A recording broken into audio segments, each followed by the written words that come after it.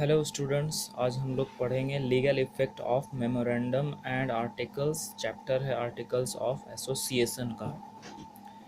क्या कहता है ये? तो section 10 of Indian companies act 2013 states करता है legal effect and binding force of memorandum and articles. Subject to the provision of this act, the memorandum and articles shall when registered bind the company and the members thereof to the same extent as if they respectively had been signed by the company and by each member।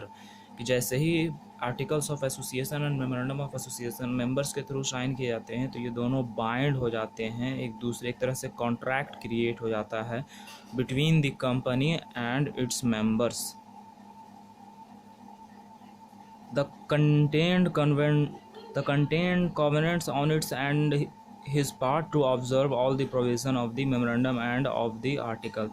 All monies payable by any member to the company under the memorandum or article shall be a debt due from him to the company। जो भी money payable है members का company के ऊपर memorandum of association या articles of association के तहत, वो डेप्ट होगा, वो कर्ज होगा एक तरह से कंपनी के ऊपर। कंपनी उसको कंपनी को ये पैसा पे करना ही होगा अपने मेंबर्स को, जो भी वो memorandum of association articles of association में डिटरमाइन किए हैं।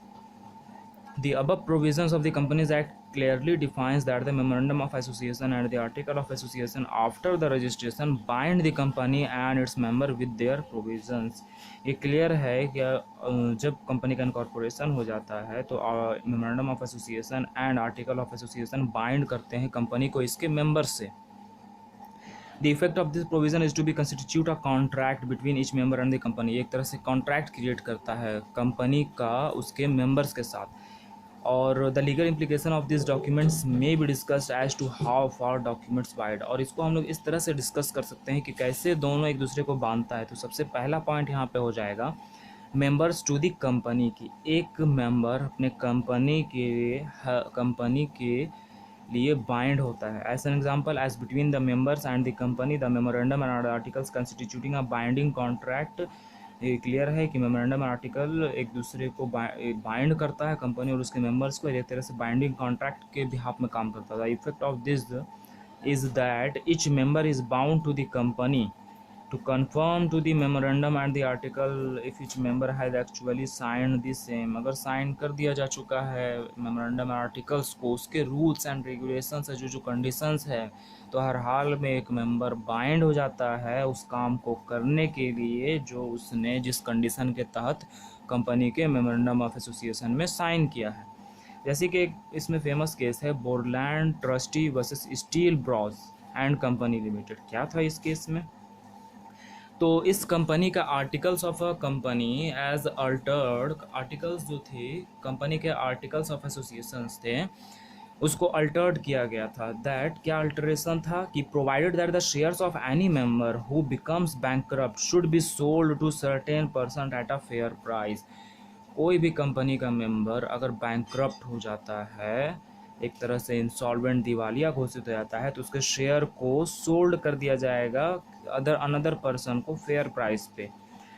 इसमें फिर आगे क्या हुआ कि बी जो कि शेयर होल्डर था बैंकरप्ट हो गया और उसका जो ट्रस्टी था in bankruptcy claim that he was not bound by the altered articles. और उसने क्या क्लेम किया कि ये जो अल्टर्ड आर्टिकल्स है उसके तहत हम बाउंड नहीं हुए हैं। लेकिन जबकि अल्टरेशन बैंकरप्ट होने के पहले ही कंपनी अल्टर्ड कर दिया था, तो हर हाल में उसको हर एक मेंबर अल्टर्ड आर्टिकल्स के तहत बाउंड हो जाते हैं, क्योंकि स्पेशल रिजोल्यूशन पास कराना पड़ता है। हर एक शेयर होल्डर मेंबर का उसमें साइन होता है, तो ऑलरेडी आप बाइंड हो गए हैं कि आपको अपना शेयर बेचना ही पड़ेगा फेयर प्राइस पे।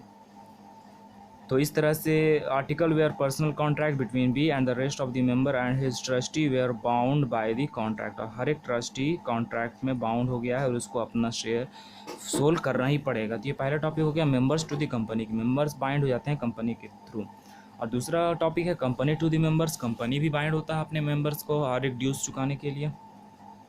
जैसे company is bound to the member in the same manner as the member are bound to the company. Same manner में कंपनी भी बाउंड होते हैं, जैसे कि मेंबर बाउंड होते हैं कंपनी के बिहाफ में। The company can exercise its right as the articles, company अपना जो राइट्स अधिकार है वो एक्सरसाइज कर सकते हैं, यूज़ कर सकते हैं आर्टिकल्स के through. Member can obtain an injunction restraining the company from doing an ultra vires act, और एक मेंबर अपना जो भी उसका लॉसेस है वो कंपनी से इंजेक्शन के थ्रू ले सकता है, क्योंकि कंपनी ने अल्ट्रा वायर्स एक्ट किया है, बियॉन्ड द पावर्स जाके किसी भी काम को वो किया है जिससे मेंबर्स या कंपनी को लॉस हुआ है, तो उसके मेंबर्स को उसके जो ड्यूज़ हैं, जो लॉसेस हैं वो देने पड़ेंगे।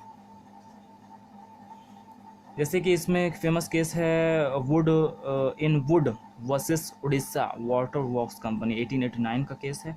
The articles meeting declares a dividend to be paid to the member. Articles में क्लियरली डिफाइंड था, क्लियरली ये डिफाइन था कि उसके मेंबर्स को डिविडेंड दिया जाएगा। A resolution was passed to give the shareholders debenture, एक रेजोल्यूशन पास करके उसके शेयर होल्डर्स को डिवेंचर और बॉन्ड दिया जा रहा था डिविडेंड की जगह पे, जबकि a member filed this suit to restrain the director from acting on resolution at it was not in accordance with the articles on the company, और उसके मेंबर्स ने ये सूट फाइल किया कंपनी के बिहाफ में कि ये उसके आर्टिकल्स ऑफ एसोसिएशन में नहीं है, हमने डिविडेंड पाने के लिए कंपनी का मेंबर बना था, ना कि उसके बदले में डिवेंचर पाने के लिए। Held the word to be paid meant paid in cash, क्योंकि पेड का मतलब होता है कि कैश में पेड करना, ना कि डिवेंचर में पेड करना। And a shareholder could restrain the company from acting a resolution on the ground that it had contravened the articles. ये आर्टिकल्स का एक तरह से उल्लंघन किया गया था। तीसरा है member into member. Members are bound to each other, but these documents do not create an express agreement between the members. Members company के बिहाफ में बाइंड होते हैं, कंपनी मेंबर्स के बिहाफ में बाइंड होता है, लेकिन मेंबर्स के बिहाफ में बाइंड नहीं हो सकते। जैसे कि एक ट्रायंगल हम लोग अगर बनाएं कि कंपनी है, एक मेंबर्स है, दूसरा मेंबर है, तो कंपनी मेंबर और मेंबर कंपनी के बिहाफ में बाइंड हो सकता है, लेकिन मेंबर के बीच में कोई कॉन्ट्रैक्ट नहीं होता।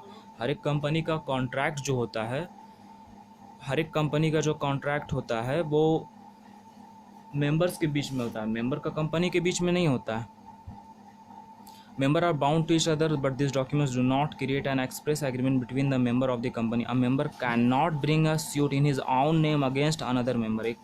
कोई भी एक मेंबर सूट फाइल नहीं कर सकता है अनदर मेंबर के थ्रू, क्योंकि दोनों के बीच कोई कॉन्ट्रैक्ट ही नहीं है,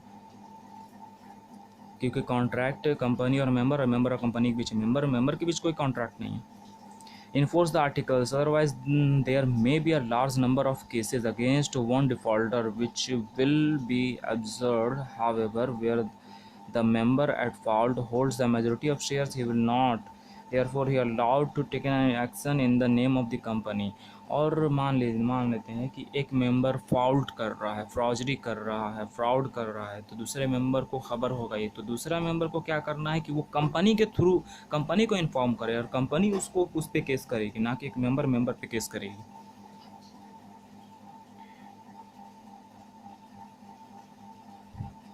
और दूसरा है कंपनी टू द आउटसाइडर्स। ये भी एक टॉपिक है, company to the outsiders. Neither the company nor its member are bound to the outsider. ना तो कंपनी और ना इसके मेंबर्स बाइंड हैं किसी भी आउटसाइडर्स के लिए। और this is so even if the names of the outsider are mentioned in this document. उसी आउटसाइडर के लिए वो बाइंड हैं जो उसके मेमोरेंडम ऑफ एसोसिएशन में बाइंड है।